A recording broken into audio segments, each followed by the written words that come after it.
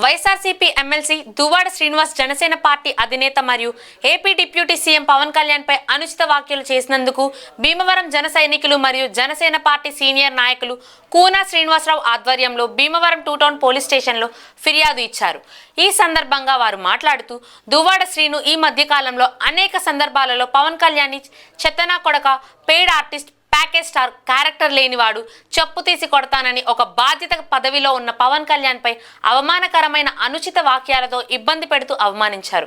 Deputy CM కూటమి ప్రభుత్వం దగ్గర చంద్రబాబు దగ్గర నెలకు 50 కోట్ల రూపాయలు తీసుకున్నారని నిరాధారమైన అనుచిత వ్యాఖ్యలు చేశారు.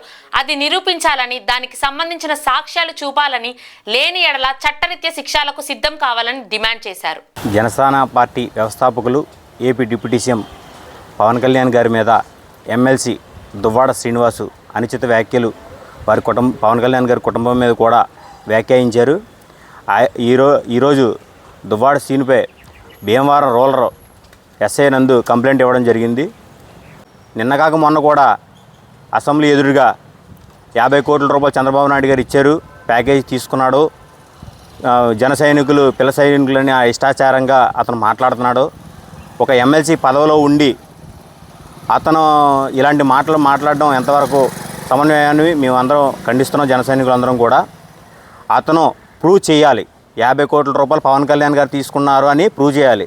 లేదా అదే అసెంబ్లీ ముందు పవన్ కళ్యాణ్ గారికి కాలు పట్టుకుని క్షమాపణ చెప్పాలని జన సైనికులు, భీమవరం జన సైనికులు డిమాండ్ చేస్తున్నాం.